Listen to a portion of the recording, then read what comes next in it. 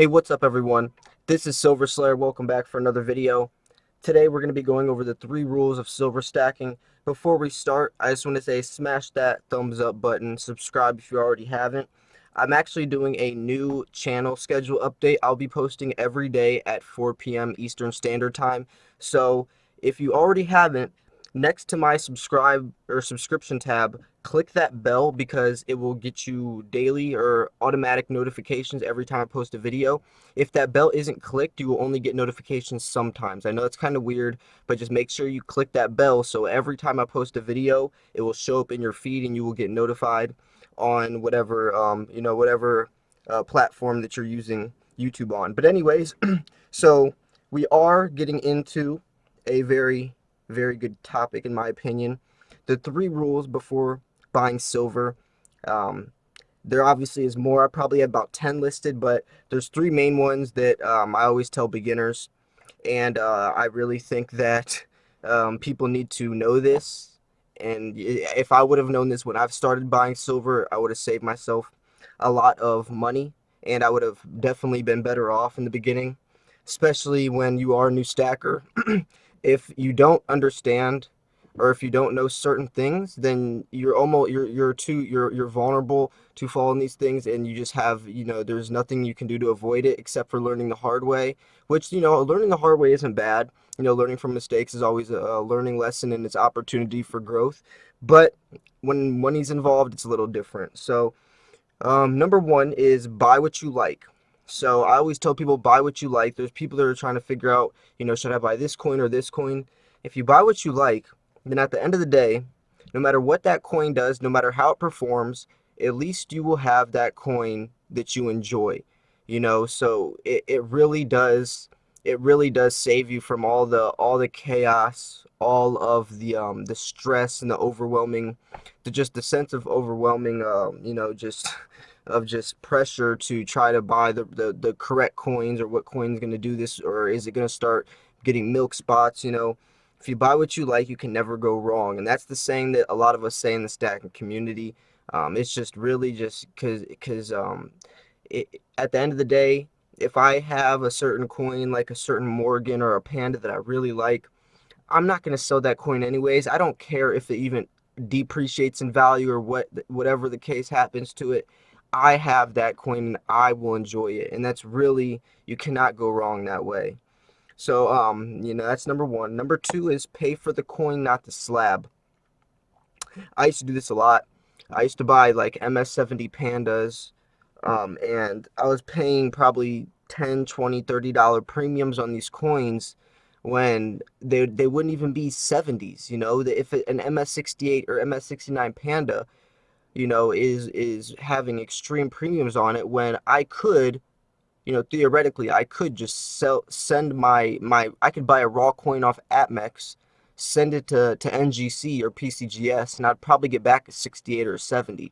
So I was falling into this little scheme where I'm paying for the slab but not the coin. The only reason that coin is worth that much more is because it's in a slab and it's graded, where the raw coin that I have that I paid, $20 less for, is probably in the same condition as the one in the slab. But since it's all slabbed and it says, NGC on it or whatever, people think that it's going to be worth more in the future. And if it's not a 70, that's not the case. So I really try to advise people to, if you are going to buy slab coins, just make sure that they are MS or PF70s, and they're coins that are actually worth being graded. Morgans, some numismatic coins that are worth being graded. Maybe it's a Privy or some type of like the Phoenix and Dragon, or maybe something like that. That's a coin that's worth being slabbed. Maybe a coin that has lower mintage numbers, but when it goes to like American Eagles, Maple Leafs and stuff like that, I really don't bother because they're bullion coins. There's no collector value, and the whole point of the slab is to preserve the condition and have an actual professional grade of that coin, saying that this coin that's pretty rare actually is worth, or is in preserved in this condition, and the professional advisors are claiming that with the certification number, or the certification number, etc. But bullion coins, I just don't think are worth it. But anyways, number three is a very important one. Think how you're going to sell before you buy. It's so easy to just buy a whole bunch of silver, but when it comes to selling, it's a whole different ball game. Before you start buying your silver, think how easy it is going to be to sell these coins, whether it's going to be a coin you're going to just it's a highly liquid, you'll be able to sell to your local coin shop, or is this a coin that you're going to have to list on eBay and try to find more of a buyer? There's two different types of ways to do it. If you go to your local coin shop, he's going to have to also resell that coin, so there's a middleman price involved. And also, you know on the other hand of the spectrum, though, there is no middleman, but you won't get the money instantly. So there's a gray area where it really depends on you. If you want the money instantly, whether it's for emergencies or something like that, then yes, your local coin shop would be the better option. But if you're willing to wait a week or two, and you're probably going to get a higher price back, so you'll be getting more money for your coin, then eBay is the route. Only thing is, there is PayPal and eBay fees if you're going to go that route. So maybe you could even resell to APMEX. I know that a lot of times they tell you what price they will buy back the coin for, but it really is an individual thing. Different coins also will be sold for different prices at these different places. If you try to sell your pandas and cougar bears and stuff like that to your local coin shop, he's going to give you around the same price as the American Eagles, which a lot of people hate that because they're paying $6-7 more for their pandas, even though they're getting the same price. So I recommend selling coins like more like Eagles, Bullion coins, maybe generic silver rounds, constitutional silver. That stuff you sell to your local coin shop. When it comes to pandas, kookaburras, coins like that, you want to sell them online. You have the entire world as your potential customers instead of one person owning one store. So think about one person's perspective that also has to resell those coins compared to the entire world potentially looking at your coin to purchase. Your odds of getting a better price online are much, much higher. So it really just depends on how bad do you need the money right then. Where if you're panic selling silver, you're doing it wrong anyways. And that can kind of go into my next rule is don't buy more silver than you can afford. Just because you can buy something doesn't mean you can afford it. You don't want to be going broke. You don't want to be having trouble paying your bills because you're spending so much money on silver. Silver is definitely a more slow pace type of investment. You don't need to be buying $500 worth a month if you're only making $1,000 a month. Silver maybe buy 50, $100 a month. I would say at least $100 because if you're buying online, because it's usually free shipping on orders over $100. So at least about $100 a month if that's what your budget is. But don't be spending 50% of your paycheck on silver. In 5 months, your goal isn't to accumulate 5,000 ounces or even 500 ounces.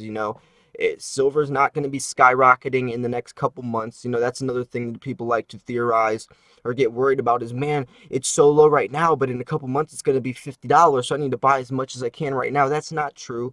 In a couple months from now, it's still going to be probably, 15, 16, $17 at most.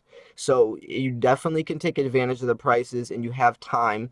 It's not like Bitcoin where it was skyrocketing thousands of dollars per day where you needed to buy right then if you wanted to get a good price or a good deal. So, just take your time, make sure you still have your priorities in check, and just make sure that you are organized and making responsible purchases, because if not, you will dig yourself into a hole where then you're gonna have to sell your silver to pay your bills, and you're gonna have to sell your silver for a lot cheaper than you bought it for, making yourself in a very bad position where you lost a lot of money. Another tip is building a core stack and lowering your dollar per cost average with rounds and low premium bullion. I definitely think when you're a beginner, you need to you stack as much silver as possible for as cheap as possible. Get, a whole bunch of ounces, generic rounds, American Eagles, stuff like that. Just get as much bullion, just as much silver as possible. And then once you have a nice big chunk of silver, then you can start diversifying into some higher premium coins and coins that are that have collector values and stuff like that. But if you're beginning stacking, you shouldn't be trying to find, if you have $100, buy 5 or 6 ounces of silver with that. Don't buy two high premium coins. you know if you have $100, why buy 2 ounces of silver when you could get 6 ounces? You know, it may be down the line, if you once you have a core stack, then you can do that. But in the beginning, you need to be getting as much silver as cheap as possible. That's why I always recommend that JM Bullion 10-ounce starter pack where you can get 10 ounces of silver at spot price. You know, deals like that. And also be careful buying on eBay. There is a lot of fake silver on eBay. You know, I've made videos about this in the past. Maybe buy a silver testing kit. Um, there's also there's tons of different things to detect fake silver. You can get a scale, making sure that it weighs up to 1 troy ounce. There's also things you can get. There's all a whole bunch of different types of stuff. You can get the drops where you can, put a little piece of, or you drop a dye on the silver, and if it turns a certain color, then you can tell. And there's tons of different types of gadgets and stuff if you are scared of coming across fake silver. But for my advice for that is just buy from places like APMEX, Modern Coin Mart, Provident Metals, Jam Bullion at first, until you really understand where to buy from. You know, any beginner should be buying from places like APMEX at first. Don't be buying on eBay from, stuff like that. Avoid places like that at first until you get more knowledge, until you really get a sense of silver and understanding of it, and really understanding of the market. You know, that's definitely something you want to avoid from at first, to especially if you're spending a lot of money. You know, the more money the market has, especially with like gold and some of these 100-ounce bars, 20-ounce bars. They're more rapidly faked because there's more money in it. No one's really faking, a mercury dime. I'm sure it does happen, but when it comes like an ounce of gold, they're gonna see a lot of fake ounces of gold on eBay.